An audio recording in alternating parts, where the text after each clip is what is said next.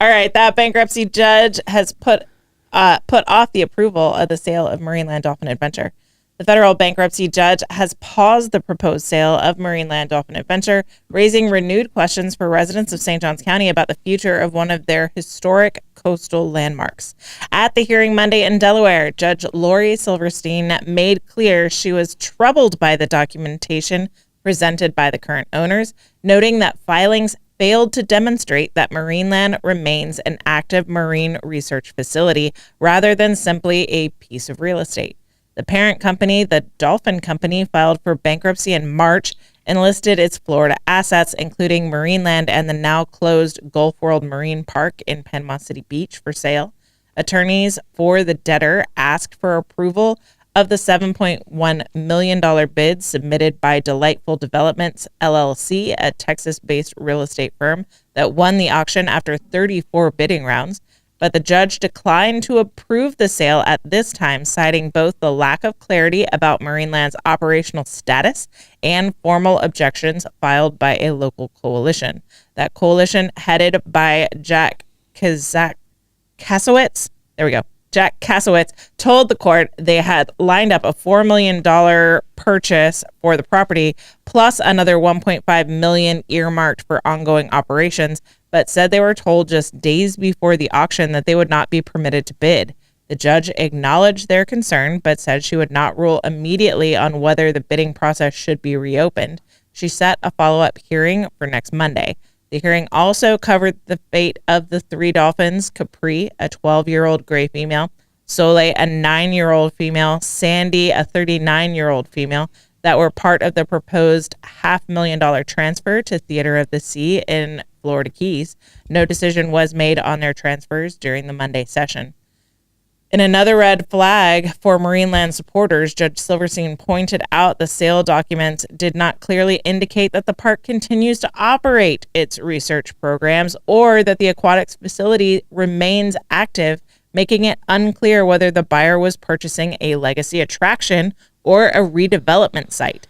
Turning to the buyer, the winning bidder, Delightful Developments LLC, is linked to Craig Cavalier. Cavalier previously served as managing partner of Stockyards Heritage Development Company, overseeing the redevelopment of the historic Fort Worth Stockyards in Texas.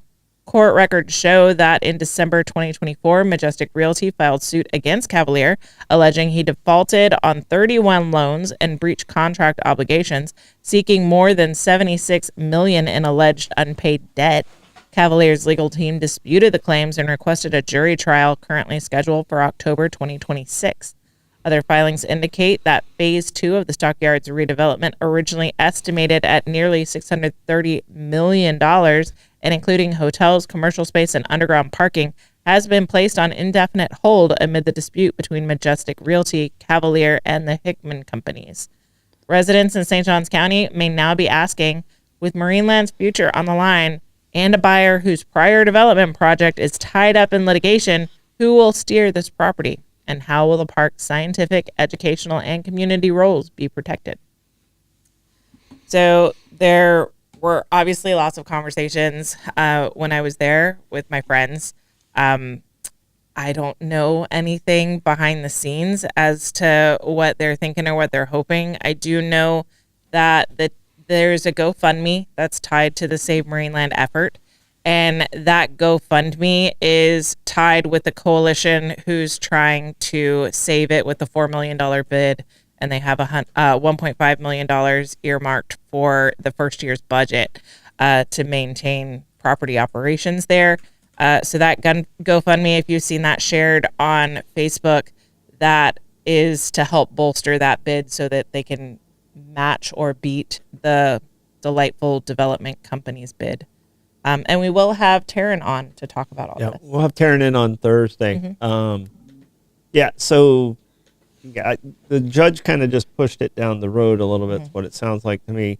Didn't say, no, you can't buy it, but said we need to investigate some of these other reasons of why. You know, is there another bid that's actually active, and why it was denied. So it sounds like the people that were handling the auction got a little hand smack Yes. from the judge, what I read. So, Yeah. So there were people that I'm friends with that were listening to the hearing, and they said the judge got a little heated with the people that are currently owning it and had filed paperwork because she believed that that Marineland was closed, like Gulf World. Yeah. She didn't know that it was still open, that it was still providing programs for its customers, and that research is continuing to happen right there on site. So she was very annoyed. She was expecting it to be just a real estate auction and it be done, not that it's an operating attraction at this point and still a research facility. So yeah, she was very annoyed. I'm still very surprised University of Florida hasn't stepped in. I mean, because they have the Whitney Lab right there, the research center right there. Yeah. So I'm surprised that with that closeness, someone hasn't said, "Hey, why don't we look at this too?" Yeah. And I mean, FSU has a circus. Like they have a whole circus. Why can't you have a dolphin habitat, right? Yeah.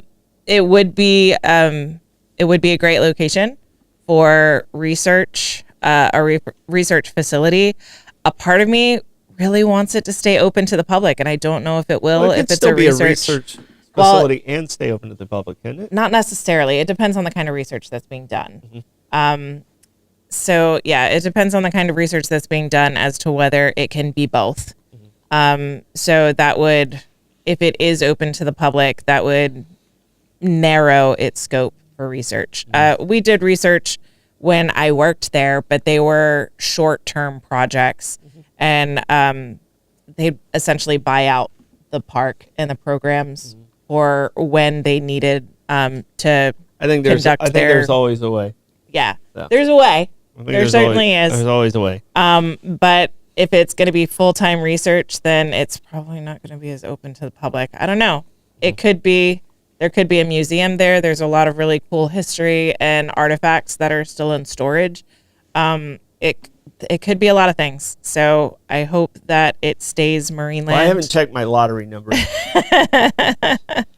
So I hope it stays Marineland. Maybe I'm prepared to buy it now, but I haven't checked my lottery number. Okay. So until I check, I'm officially a millionaire, I believe. 100%. It's Schrodinger's lottery. Yeah. Until I actually tear it up. Yeah, I'm a winner. Yeah.